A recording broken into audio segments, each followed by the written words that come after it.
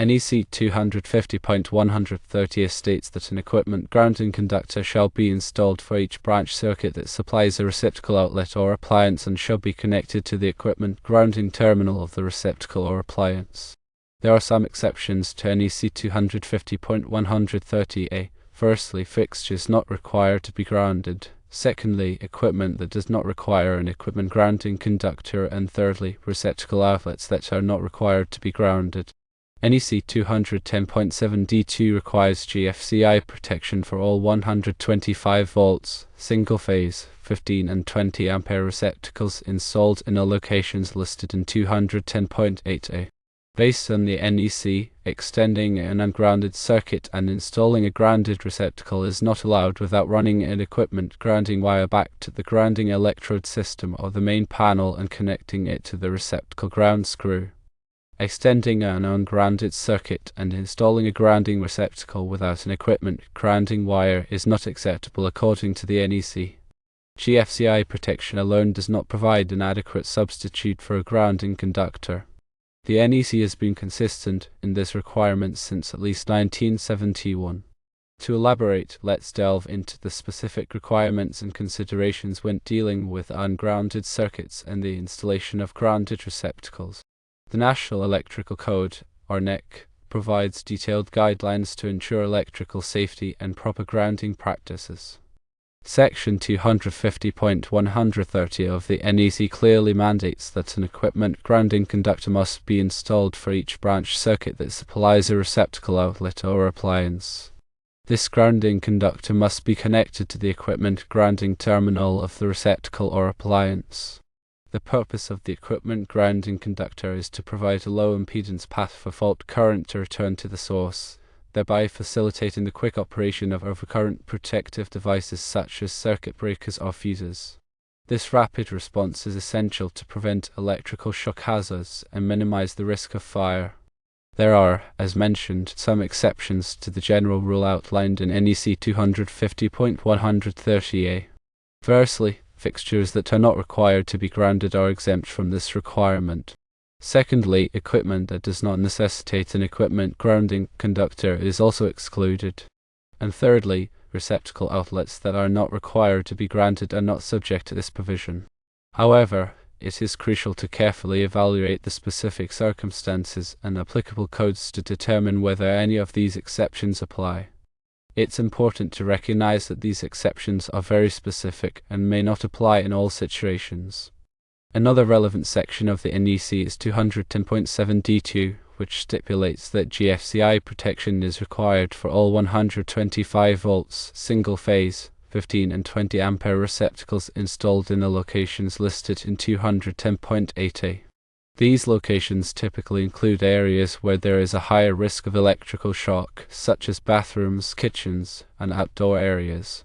Ground fault circuit interrupters, or GFCIs, are designed to detect ground faults, which occur when current leaks to ground through an unintended path. When a ground fault is detected, the GFCI quickly interrupts the circuit, preventing electrical shock. While GFCI protection is an important safety measure, it is not a substitute for an equipment grounding conductor. A GFCI protects against electrical shock by detecting and interrupting ground faults, but it does not provide a low impedance path for fault current to return to the source. Therefore, it cannot ensure the quick operation of overcurrent protective devices in the event of a fault. Based on the NEC, extending an ungrounded circuit and installing a grounded receptacle is not permissible without running an equipment grounding wire back to the grounding electrode system or the main panel and connecting it to the receptacle ground screw. The equipment grounding wire provides a dedicated path for fault current to return to the source, enabling the overcurrent protective device to quickly trip and de-energize the circuit. This helps to minimize the risk of electrical shock and fire. It is crucial to understand that simply relying on GFCI protection is not sufficient when extending an ungrounded circuit and installing a grounded receptacle. GFCI protection alone does not provide an adequate substitute for a grounding conductor. The grounding conductor is essential for ensuring the safe and reliable operation of the electrical system. The NEC has consistently maintained this requirement since at least 1971, underscoring the importance of proper grounding practices. By adhering to the NEC guidelines and ensuring that an equipment grounding conductor is installed when extending an ungrounded circuit and installing a grounded receptacle, electrical safety is enhanced and the risk of electrical hazards is minimized.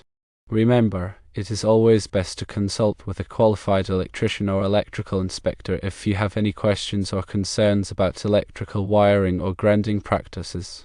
They can provide expert guidance and ensure that your electrical system meets all applicable codes and standards.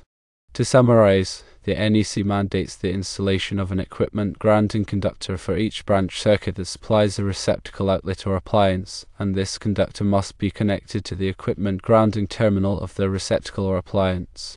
While there are some exceptions to this rule, they are limited and should be carefully evaluated. GFCI protection is required for certain receptacles, but it is not a substitute for an equipment grounding conductor. Extending an ungrounded circuit and installing a grounded receptacle is not allowed without running an equipment grounding wire back to the grounding electrode system or the main panel and connecting it to the receptacle ground screw. The NEC has been consistent in this requirement since at least 1971. Always consult with a qualified electrician or electrical inspector for guidance on electrical wiring and grounding practices. Let's further break down the elements in ensuring safety and compliance in these scenarios. Firstly, identifying an ungrounded circuit is crucial. In older electrical systems, particularly those installed before the widespread adoption of grounded wiring, it is common to encounter ungrounded circuits. These circuits lack a dedicated equipment grounding conductor, which is essential for providing a safe path for fault current to return to the source. Ungrounded circuits are typically identified by the absence of a ground wire in the wiring system. The wires will typically be two in number, the hot and the neutral. When extending such a circuit, it is important to recognize the inherent limitations and safety concerns associated with it. Secondly, understanding the function of a grounded receptacle is important. A grounded receptacle is designed to provide a connection to the equipment grounding system. It features a third prong, known as the ground pin, which is connected to the equipment grounding conductor. This connection ensures that any fault current that may occur within the connected appliance or equipment will have a safe path back to the source, allowing the overcurrent protective device to quickly trip and to energize the circuit. The installation of a grounded receptacle on an ungrounded circuit without an equipment grounding conductor creates a hazardous situation. In the event of a fault, the fault current will not have a safe path back to the source, and the overcurrent protective device may not trip, potentially leading to electrical shock or fire. Thirdly, the role of the equipment grounding conductor is paramount. The equipment grounding conductor, often referred to as the ground wire, is a dedicated conductor that connects the equipment grounding terminals of receptacles and appliances to the grounding electrode system or the main panel. This conductor provides a low impedance path for fault current to return to the source, enabling the overcurrent protective device to quickly trip and energize the circuit. The equipment grounding conductor is essential for ensuring the safe and reliable operation of the electrical system. Fourthly, GFCI protection provides an additional layer of safety. Ground fault circuit interrupters, or GFCIs, are designed to detect ground faults, which occur when current leaks to ground through an unintended path. When a ground fault is detected, the GFCI quickly interrupts the circuit, preventing electrical shock. GFCI protection is typically required in areas where there is a higher risk of electrical shock, such as bathrooms, kitchens, and outdoor areas. While GFCI protection is an important safety measure, it is not a substitute for an equipment grounding conductor. As mentioned, a GFCI protects against electrical shock by detecting and interrupting ground faults, but it does not provide a low impedance path for fault current to return to the source. Therefore, it cannot ensure the quick operation of overcurrent protective devices in the event of a fault. Fifthly, NEC compliance is the guiding principle. The National Electrical Code, or NEC, provides detailed guidelines for electrical installations, including requirements for grounding and GFCI protection. The NEC is updated every 3 years to reflect the latest advancements in electrical technology and safety practices. Adhering to the NEC is essential for ensuring the safety and reliability of electrical systems. When extending an ungrounded circuit and installing a grounded receptacle, it is crucial to comply with all applicable NEC requirements. This includes running an equipment grounding wire back to the grounding electrode system or the main panel and connecting it to the receptacle ground screw. Sixthly, professional consultation is always advised. Electrical work can be complex and dangerous, and it is always best to consult with a qualified electrician or electrical inspector if you have any questions or concerns. A qualified electrician can assess your specific situation, provide expert guidance, and ensure that your electrical system meets all applicable codes and standards. Attempting to perform electrical work without the necessary knowledge and experience can be hazardous and may result in serious injury or property damage. To provide some additional context, let's consider some potential scenarios and how the NEC requirements would apply. Imagine a situation where an individual wants to extend an ungrounded circuit in their home to add a new receptacle in the bathroom. The existing circuit is ungrounded, meaning it lacks an equipment grounding conductor.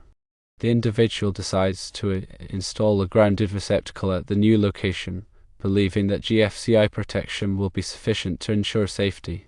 However, according to the NEC, this installation would not be compliant. The NEC requires that an equipment grounding conductor be installed for each branch circuit that supplies a receptacle outlet or appliance.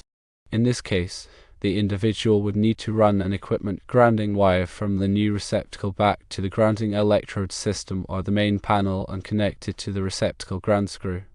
This would provide a safe path for fault current to return to the source, ensuring that the overcurrent protective device would quickly trip in the event of a fault. Now consider a situation where an individual wants to replace an existing ungrounded receptacle with a GFCI receptacle. The existing circuit is ungrounded, and the individual does not want to run an equipment grounding wire. In this case, the NEC would allow the individual to install a GFCI receptacle without an equipment grounding conductor, provided that the receptacle is marked GFCI protected and no equipment ground. This indicates that the receptacle is protected by a GFCI, but it does not have an equipment grounding conductor. While this installation would be compliant with the NEC, it is important to recognize that it does not provide the same level of safety as an installation with an equipment grounding conductor. The GFCI will protect against electrical shock, but it will not ensure that the overcurrent protective device will quickly trip in the event of a fault. Therefore, it is always preferable to install an equipment grounding conductor whenever possible. Let's further consider the historical context of these requirements. The NEC has evolved over time to reflect advancements in electrical technology and safety practices. In the early days of electrical wiring, ungrounded circuits were common.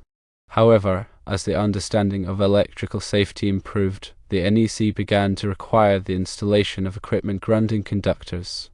The requirement for equipment grounding conductors has been consistently strengthened over the years, reflecting the importance of this safety measure. The NEC has also incorporated requirements for GFCI protection in areas where there is a higher risk of electrical shock. GFCI protection was first introduced in the NEC in 1968, and its use has been expanded over time. The combination of equipment grounding conductors and GFCI protection provides a comprehensive approach to electrical safety. By adhering to the NEC requirements and ensuring that both equipment grounding conductors and GFCI protection are installed where required, the risk of electrical shock and fire can be significantly reduced. It is important to note that electrical codes and regulations may vary depending on the jurisdiction. Therefore, it is essential to consult with a qualified electrician or electrical inspector to ensure that your electrical system meets all applicable codes and standards.